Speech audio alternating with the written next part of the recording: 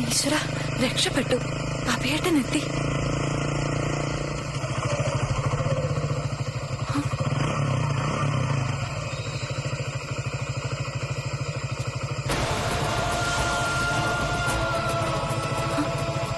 അയ്യോ,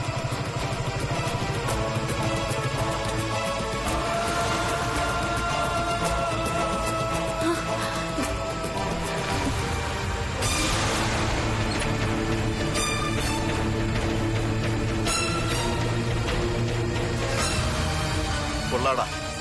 അടിക്കുകയാണെങ്കിൽ ഇങ്ങനെ അടിക്കണം. AC ബാറിൽ പോലും ഇങ്ങനെ ഒരു അന്തരീക്ഷം കിട്ടില്ല. നല്ല കാറ്റ്, അരണ്ട വെളിച്ചം, കാട്ടരുവിയിൽ ഐസ് വാട്ടർ. സൂപ്പർ അടിയാ. അന്തിക്കൂട്ടിനൊരു പെണ്ണുകൂടി ഉണ്ടായിരുന്നെങ്കിൽ പൊളിച്ചേനെ.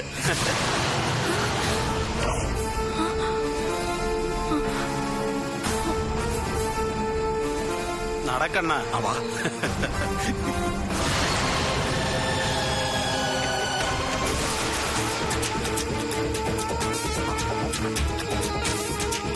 ഈശ്വര, ഇനി എന്ത് ചെയ്യും? ഇങ്ങനെ ഈ കാട്ടിക്കടന്ന് ചാകാനാണോ എന്റെ വിധി?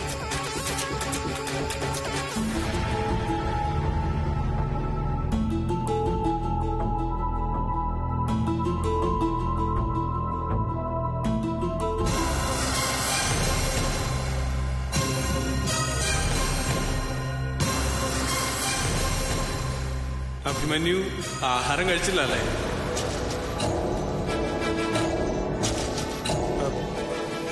ഞാൻ കഴിച്ചു. നീ ഇത് വേറെ വല്ലവരോട് പോയി പറ.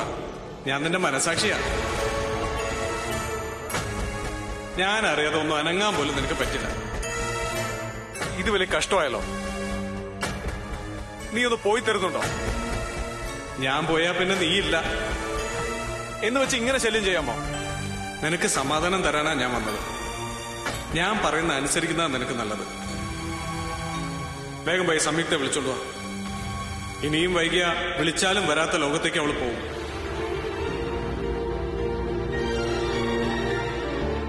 ടാസ്കിൽ ജയിക്കണോ അതോ ജീവിതത്തിൽ ജയിക്കണോന്ന് നീ തീരുമാനിക്കേ. അവളുടെ കൂടെ ഒരു ജീവിതം, അതിലും ഭേദം ഞാൻ മരിക്കുന്നതാ. അതിനിപ്പോ ഇവിടെ മരിക്കാൻ പോകുന്നത് നീയല്ലല്ലോ, അവളല്ലേ.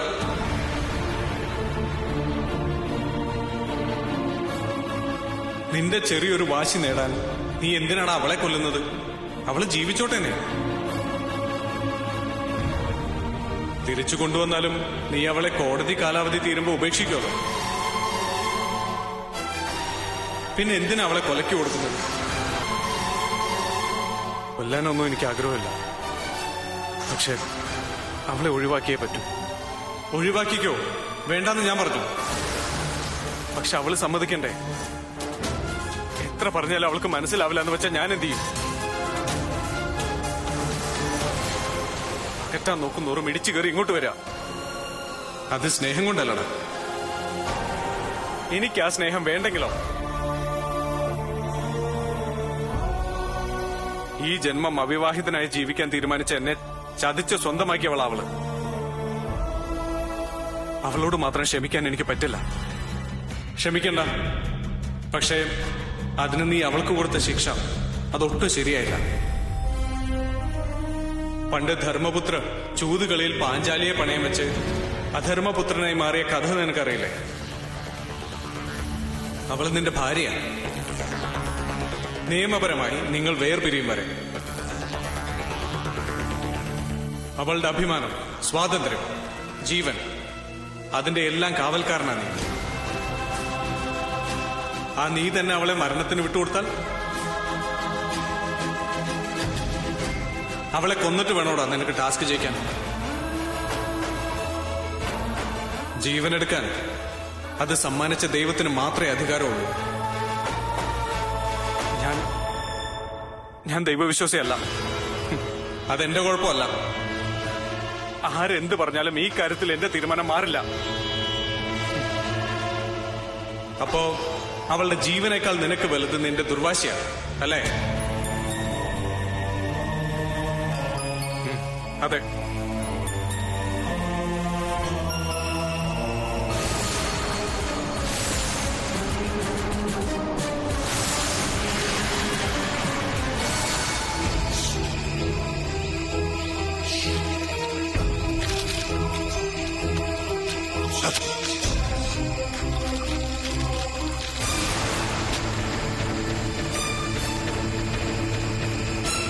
ഇങ്ങോട്ട് എടുക്ക. എന്തോന്ന് തറ നോക്കാൻ അവന്റെ ഒരു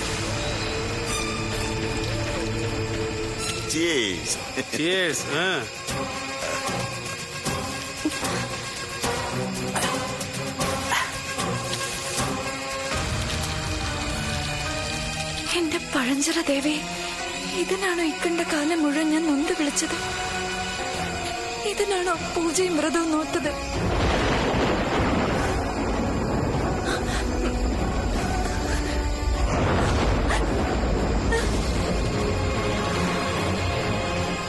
മഴയ്ക്കുള്ള സാധ്യതയുണ്ട്.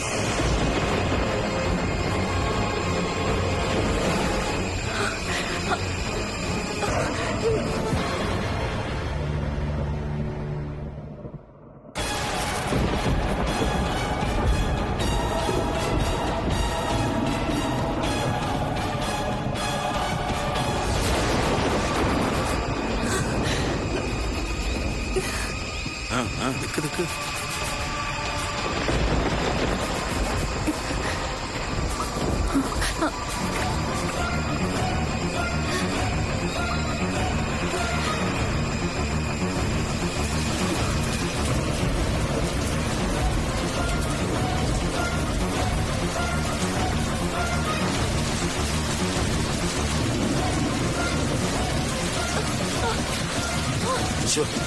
കംപ്ലീറ്റ് നനഞ്ഞ് ഇതൊരു മഴ. ഓ എനിക്ക് വയ്യ. എന്തൊരു മഴയാടാ ഇത്. അടിച്ച കള്ളു മുഴുവൻ ഇറങ്ങിയല്ലോ.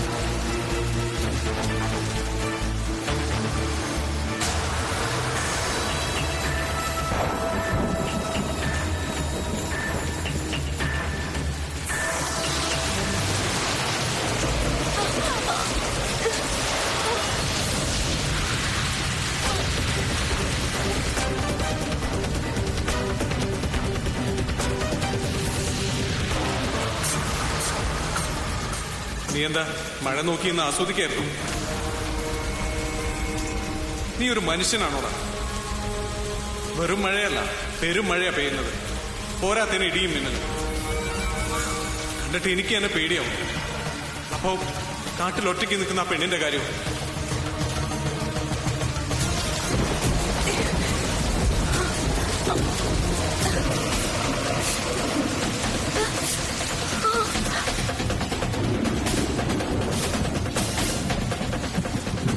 ഇനിയെങ്കിലും അല്പം ദയ കാണിക്കണം. ഇനിയും പോയി അവളെ വിളിച്ചോണ്ട് വന്നില്ലെങ്കിൽ നീ ഒരു മനുഷ്യനെ അല്ലെന്ന് ഞാൻ വിധി പറയും. നിന്നെ വിട്ട് എന്നേക്കുമായി ഞാൻ പോവും. മനുഷ്യനല്ലാത്തവന് എന്തിനാടാ മനസ്സ്? മനസ്സില്ലാത്തവന് എന്തിനാടാ മനസാക്ഷി?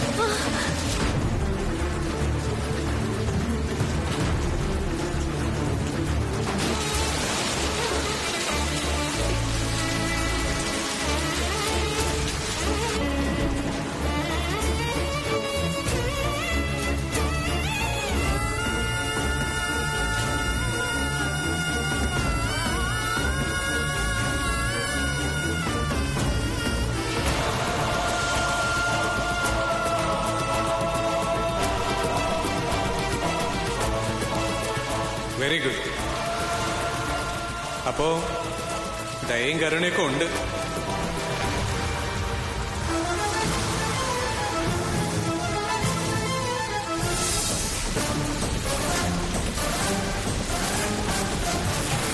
എങ്ങോട്ടാ? സംയുക്തെ വിളിച്ചോണ്ട് വരാനാ? അറിഞ്ഞിട്ട് എന്ത് വേണം? എന്താ അഭിസാറേ, ഉള്ളിന്റെ ഉള്ളിൽ പ്രണയത്തിന്റെ നീരുറവ പൊട്ടിയോ? അതിന് അഭി വീണ്ടും ജനിക്കണം. ദേ, പുറത്ത് പെരുമഴ, കാട്ടിൽ സംയുക്ത ഒറ്റയ്ക്ക്, കേറി നിൽക്കാൻ ഒരു കൂര പോലുമില്ല, ചുറ്റും നരഭോജികളായ വന്യമൃഗങ്ങൾ. ഞാൻ കരുതി ഓർക്കുമ്പോ അഭിസാറിന്റെ മനസ്സലിയുമെന്ന്. ഞാനൊന്ന് തീരുമാനിച്ചതാ. എനിക്ക് ജയിക്കണം. ഗുഡ്. ഒടുക്കം വരെ ഈ തന്റെ ഇടം വേണം. പിന്നെ എവിടെ പോവാനാ സാർ ഈ നേരത്തെ പുറത്തിറങ്ങിയത്? എന്റെ വീട്, ഇതെന്റെ മുറി. പുറത്തിറങ്ങാൻ ഞാൻ തന്റെ അനുവാദം ചോദിക്കണം? വെറുതെ ഒരു കുശലം ചോദിച്ചതാ സാറേ, വിട്ടുകളാ. ഞാൻ കുറച്ച് വെള്ളം കുടിക്കാൻ ഇറങ്ങിയതാ. ഇനി അത് വേണ്ട.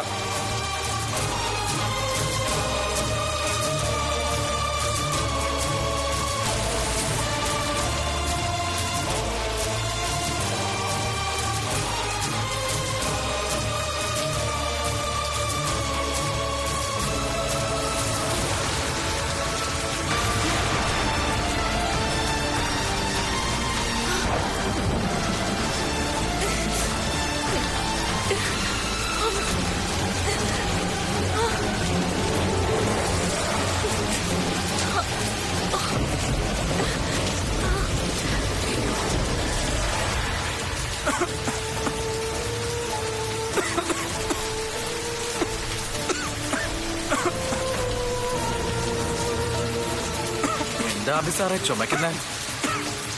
എന്താ, എനിക്ക് ചുമക്കാനും പാടില്ലേ? അല്ല, സാറിനെ കുറിച്ച് ആരോ ആലോചിച്ചു, അതാ. ആ, ഈ നേരത്തെ ആലോചിക്കാൻ ഒരാളല്ലേ ഉള്ളൂ, സംയുക്ത. പാവം, അവൾക്ക് അവിടെ എന്ത് സംഭവിച്ചോ എന്തോ. പെരുമഴ, കൊടും കാട്, വന്യജീവികൾ, നരഭോജികൾ, കാട്ടുവാസികൾ. ഒറ്റയ്ക്കൊരു പെണ്ണ്, ആരോരും ഇല്ലാതെ, അതും സുന്ദരി.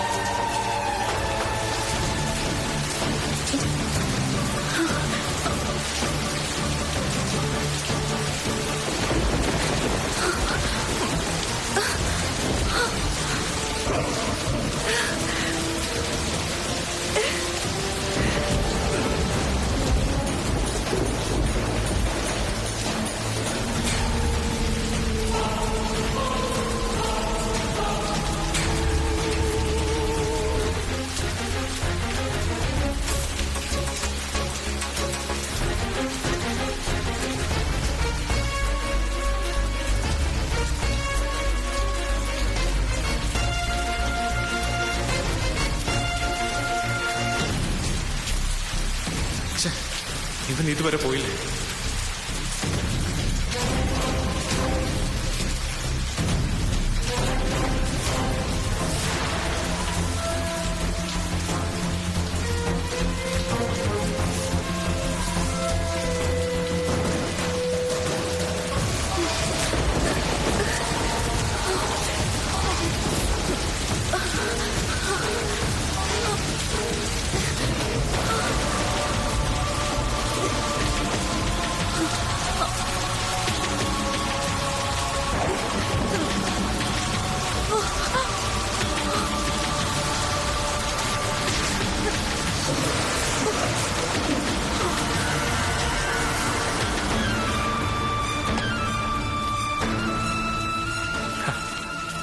ഈ റാസ്കൽ എന്തിനാ എന്റെ പിന്നാലെ നടക്കുന്നത്?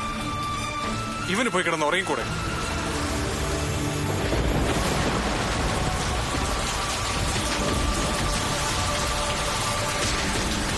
മഴയുടെ ശക്തി കൂടുകയാണല്ലോ.